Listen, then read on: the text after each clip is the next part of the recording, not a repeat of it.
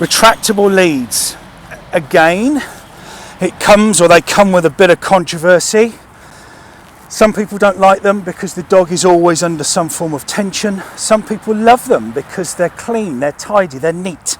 You're not tripping over them, they're not getting wet, muddy, and you don't have to spend 10 minutes untangling them at the end of every walk.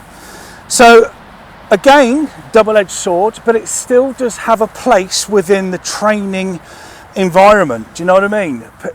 People that are not so physically fit, people that are, you know, a little bit hindered and don't want to be tripped up or tripped over by a long line that's dragging behind him. But like everything else, you've got to use this tool effectively and correctly. What do I mean by that?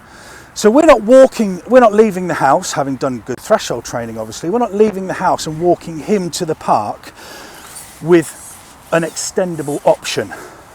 That will then blow all of your heel work that you've spent hours and hours doing because he becomes used to being in front. Because we're allowing him to be in front. We're giving him the line to do just that.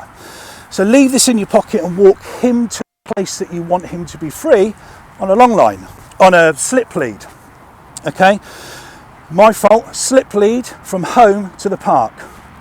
Once you get to the park, stick this on him. Sit. Sit. Good lad. Regain focus, regain control. Tell him to, as you wait for him to look at us, and then say, go on mate, away you go and have fun. All right? Then he can do whatever he likes. He's got the option to go and play, go, you know, sniff, build his confidence and all that kind of stuff. But just like the long line, which is here on the floor, instead of having to stamp on it, if he does choose to ignore us when we give him the word of command come, we've got a button here. All right, all we have to do is just push that button, and then it's exactly the same principle as standing on that long line, but obviously it's safer. It's not going to bail you off your feet, and you're not going to end up on your backside in a pool of mud. So give him his head, let him do what he wants. If he ignores us, Rocky come, which he doesn't because we're doing really, really well. Good boy. What I would do is I would push that button, give him a check, and then bring him back to me. Good lad, good boy, good boy, good boy, good boy, sit, good boy.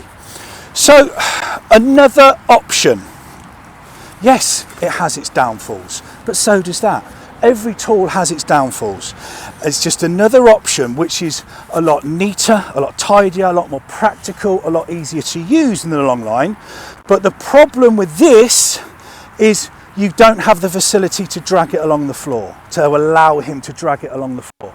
So we're not able with this to rely on friction, like I discussed and said before, which we would have with a long line that drags on the floor. Horses for courses. Some people hate long lines, some people hate these. But the similarity is, between the two, there is a specific way to use them effectively. And that's the key thing. You may like them, you may not like them, but if you use them effectively and they benefit you, there's no problem, there's no issue. Good lad, good boy, good boy, good boy, good boy, good boy, good lad.